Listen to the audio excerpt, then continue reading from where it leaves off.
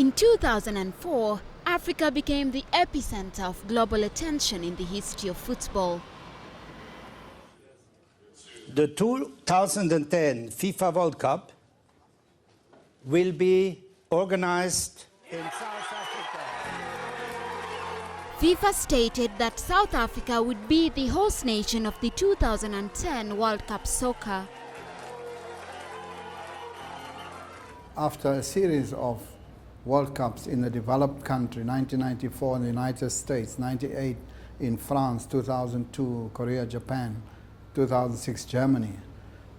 So a particular standard or benchmark was set over those World Cups. And then you come to a developing country, and for the first time in more than 100 years, to an African country.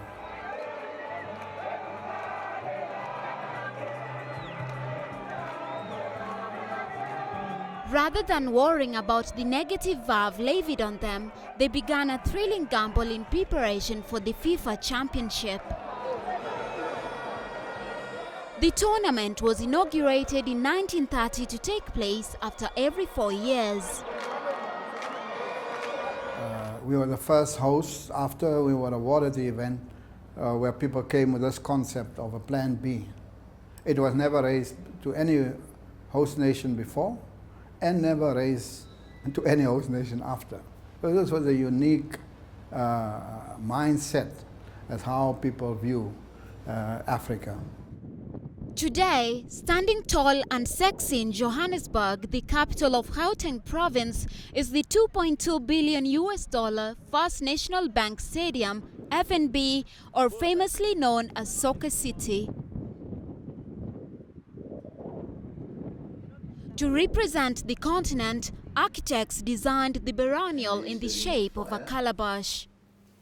In tradition, in the black culture, a calabash is a pot, and it's a beer pot where you put beer in the pot and you would share beer between friends in the calabash. Or we often rather refer to the stadium as a calabash as well, because this is a place where people come together and watch the beautiful game and enjoy the camaraderie and enjoy the friendship between everybody else. The Hot Titanic is the largest stadium in Africa with a maximum capacity of 94,736. During the 2010 World Cup, she earned a fortune for South Africa and FIFA. In Germany, FIFA generated $2.8 billion, and in South Africa over $4 billion. So also from a commercial standpoint, it was a hugely successful event. And I think it broke that skepticism, the negativity about the African continent. And so when Africa was painted as a hopeless continent, it was now seen as a hopeful continent.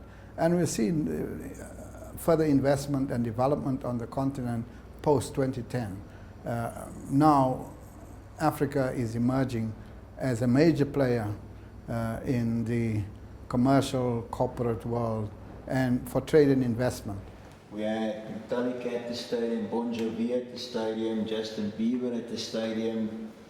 In the same spirit, she continues to host bigger sports and other social events, grossing substantial amounts of affluence. It's still the top stadium in Africa, and it's still under one of the top 20 stadiums in the world. A magnificent stadium which has hosted in excess of 900 events since 2010. Very active venue, 34 matches on average per annum, and the only stadium in the country since the World Cup that is managed profitable without any grants from government or local government. But that's not all. To facilitate a fast and steady movement to the stadium, an 80-kilometer commuter rail system was constructed to link Johannesburg, Pretoria, Ekurhuleni and OR Tambo International Airports. Laying on its bars is this experienced speed majesty, the Gautrain. She transports 321 seated and 138 standing passengers. The CEO of the Gautrain Management Agency states that the Pullman bears economic values to date, like employment and pride. And so, plans to add more of the 160 km/h speedy are underway.